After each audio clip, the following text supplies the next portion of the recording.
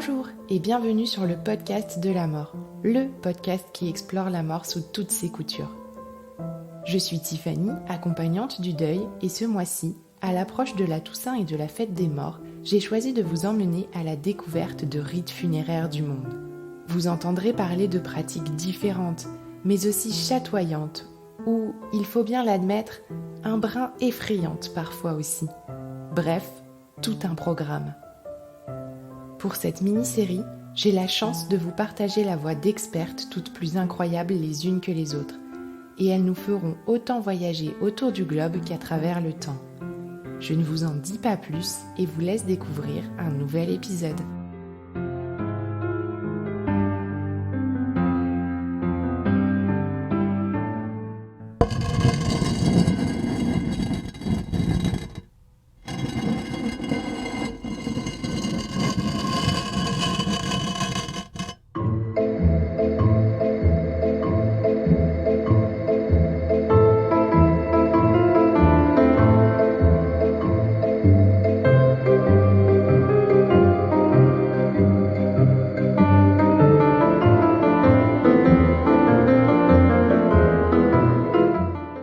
Bonjour à toi, curieuse ou curieux des rites funéraires. Je m'appelle Manon Moncoq, je suis anthropologue, spécialiste du funéraire et rédige actuellement une thèse sur les funérailles écologiques. Passionnée par les rites funéraires depuis mes 4 ans... Oui, je sais, c'est un petit peu étrange, mais ça existe. J'ai la chance d'en faire aujourd'hui mon métier.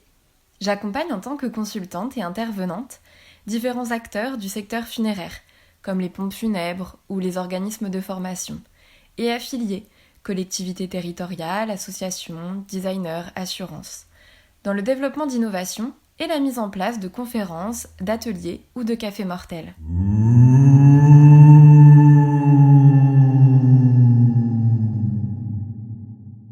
Aujourd'hui, je vais vous raconter l'histoire de l'humusation.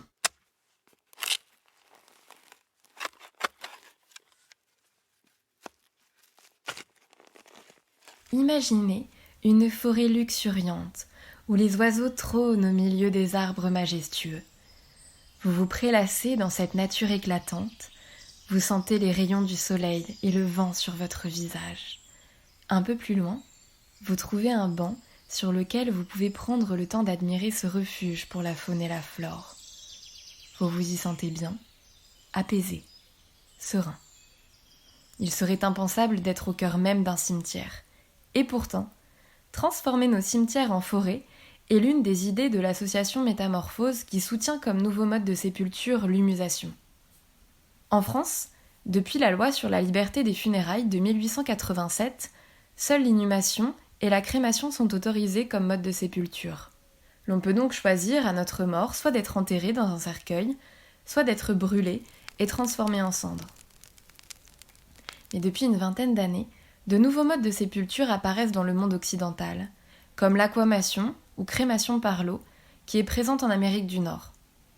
L'association Métamorphose, née en Belgique en 2014, propose quant à elle une autre solution, c'est l'humusation. Dans humusation, on retrouve humus. Et c'est là tout l'intérêt du projet. Transformer à notre mort, notre corps en humus. Mais comment ça marche ? Le principe est, au sein d'un centre de mise en humusation entièrement clôturé et sécurisé bien sûr, de déposer le corps du défunt, qui sera alors enveloppé dans un linceul biodégradable et qui n'aura pas reçu de soins de conservation, sur un lit végétal, puis de le recouvrir de broyat.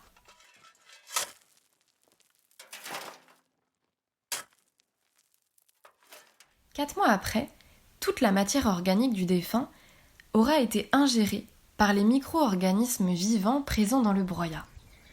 Il ne restera alors que les os et les dents du défunt qui seront réduits en poudre par les humusateurs, poudre ensuite mélangée à la butte végétale initiale. Au bout d'un an, tout le corps du défunt aura été métamorphosé en 1,5 mètre cube d'humus alors sain et fertile.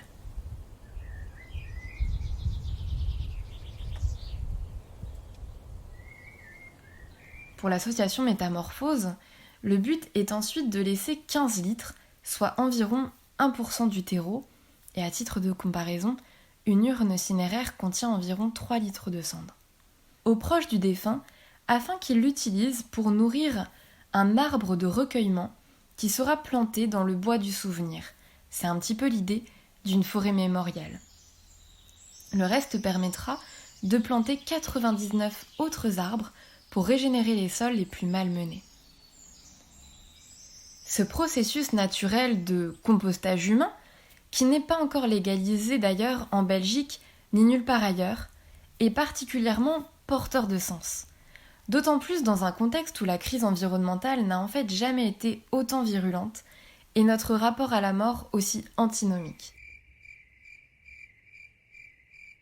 L'humusation porte à la fois l'idée de régénérer la vie par la mort, réintégrer le défunt dans le cycle de la vie même après sa mort, ou encore de réduire son empreinte environnementale au moment des funérailles mais aussi de façon plus globale, de transformer nos cimetières en forêts et nous permettre sûrement ainsi de nous refamiliariser avec ces espaces du souvenir que nous avons désertés, mais aussi d'apporter une nouvelle réponse à une population qui ne souhaite en fait ni être enterrée ni crématisée par exemple.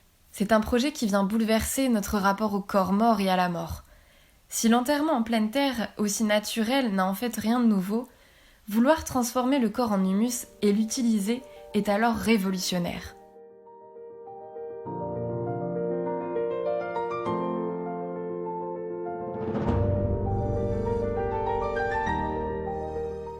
Et c'est en grande partie en cela que l'humusation a autant de mal à être légalisée.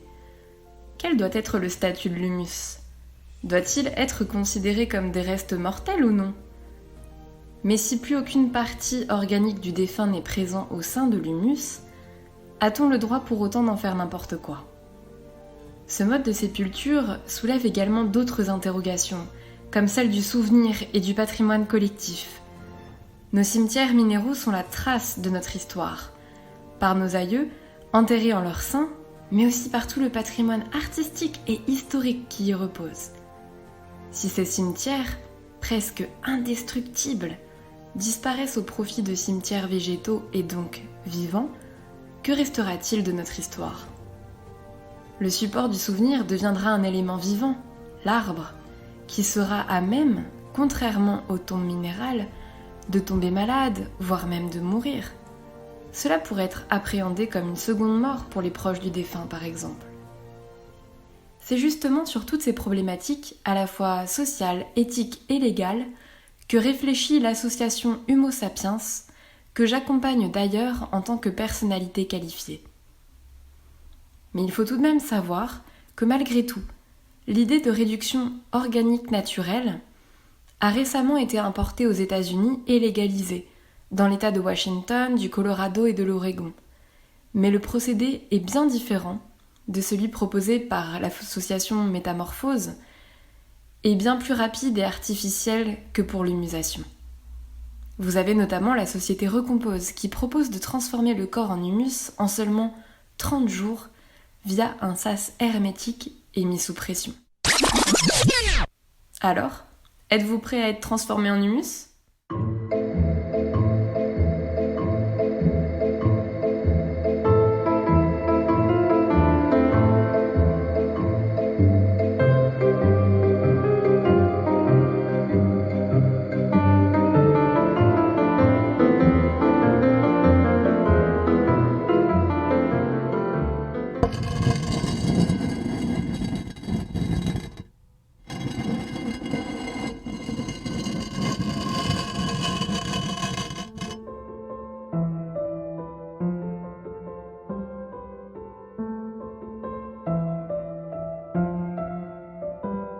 Vous venez de découvrir un nouvel épisode de la mini-série dédiée aux rites funéraires du monde.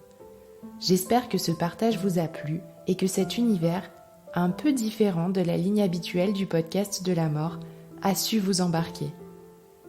Vous pouvez encourager la poursuite du podcast de la mort en laissant 5 étoiles sur les plateformes Apple Podcast et Spotify. Suivez toute l'actualité et découvrez en avant-première les appels à témoins sur les réseaux sociaux Instagram principalement, mais aussi Facebook et TikTok.